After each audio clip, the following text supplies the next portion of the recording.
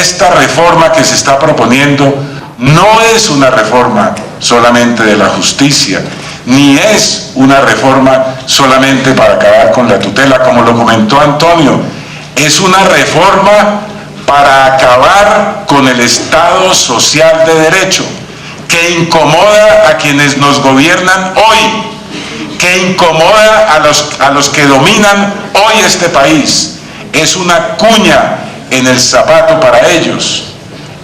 El Estado social de derecho es una concepción incómoda para quienes quieren un gobierno autoritario. Pero bien cabe la pregunta, ¿por qué las tutelas molestan tanto?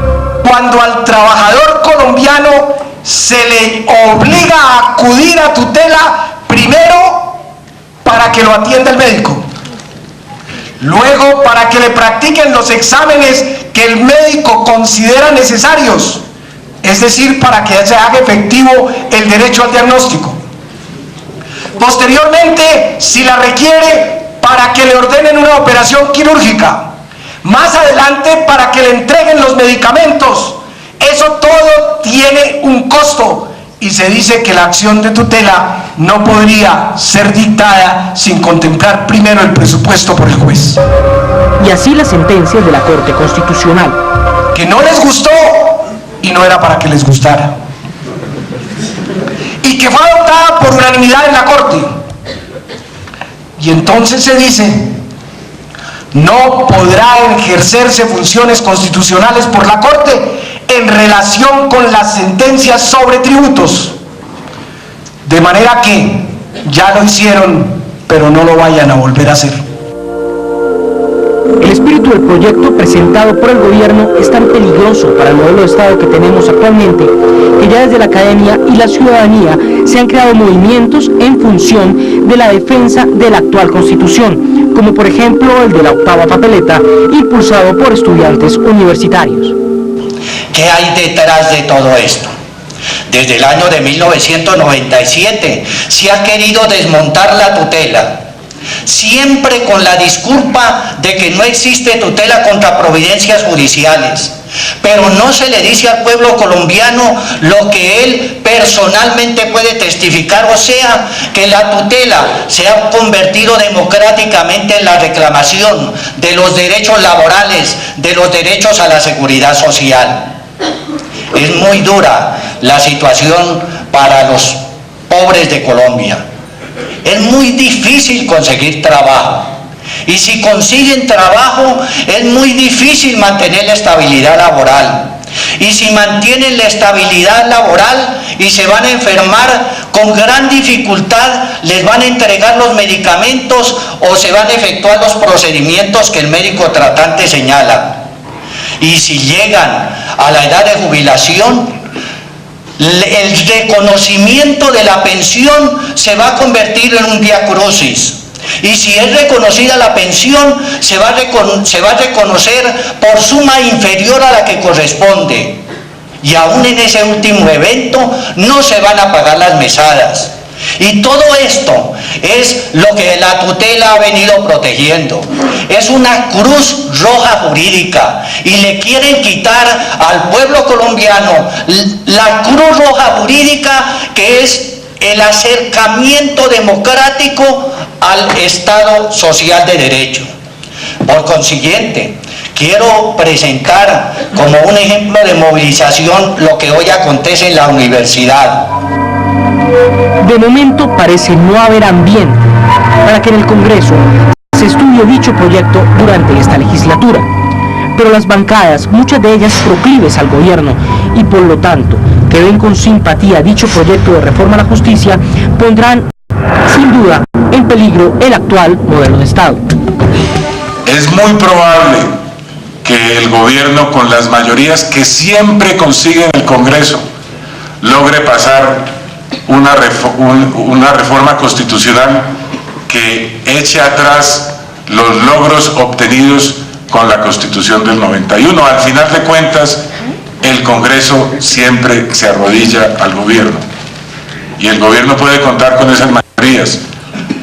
Pero en ese caso tenemos que apelar entonces a la voz de la ciudadanía organizada.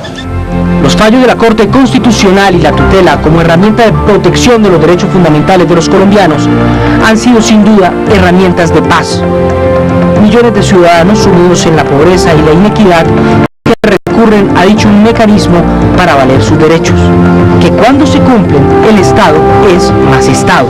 Yo creo que si no hubiéramos tenido en la Constitución del 91 la creación de la acción de tutela y de la Corte Constitucional con la dedicación que le ha permitido implementar y desarrollar en toda su extensión ese nuevo modelo de Estado social de derecho que teníamos, yo creo que la situación que se viviera en Colombia fuera muy distinta, pero no para bien sino para mal.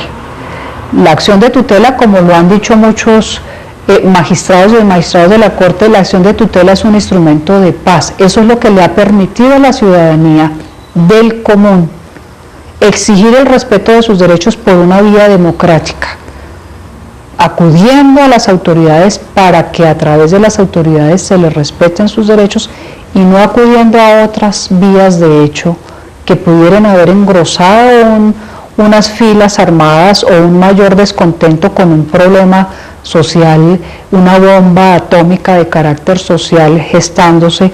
Y la acción de tutela ha servido muchísimo para que como instrumento de paz la gente acuda a ese mecanismo, que es el único que hoy en día se ve, para reclamar sus derechos y no que coja otra vía, de hecho una vía violenta para el reclamo, porque Colombia tiene muchísimas necesidades, los ciudadanos tienen muchísimas necesidades. Nos han mostrado unas estadísticas aterradoras respecto de los índices de pobreza que tenemos en Colombia. Yo siempre recuerdo mucho porque es que me impactó, yo no tenía idea que eso pudiera ser así, como en Bogotá el 70% de los bogotanos es pobre. Eso nos lo dijeron unas estadísticas publicadas en los diarios de circulación, y que además de ese 70% de pobres en Bogotá, había otro tanto porcentaje alarmante de estar en estado de indigencia, es decir, ni siquiera eran pobres, están por debajo de los niveles de pobreza y pasan a la indigencia, es decir, es alarmante. Y yo creo que ese mismo reflejo de Bogotá, porque Bogotá es el reflejo de Colombia, eso mismo se refleja en Colombia. Entonces, ese alto índice de pobreza que hay en Colombia, ese alto índice de necesidades, con una población sin mecanismos legales y sin mecanismos constitucionales que les permitan acceder a las autoridades en demanda de siquiera unos mínimos derechos a respetar, unos mínimos vitales para su propia existencia, nos hubiera llevado necesariamente a que estas personas busquen otros canales para poder expresar su inconformidad o para poder exigir el respeto de sus derechos por otras vías. Ahora bien, vale la pena preguntarse cómo será un país sin tutela, sin mecanismos para que la gente haga valer sus derechos. ¿Cómo será un país con un poder ejecutivo desbordado?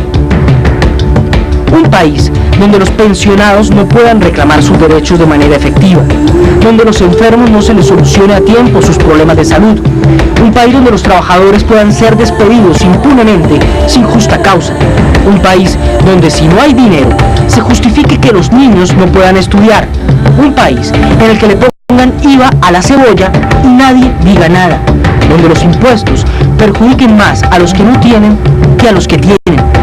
Sin duda, un país con más pretextos para la violencia y, aunque parezca impensable, con muchísimos más problemas de los que actualmente tiene.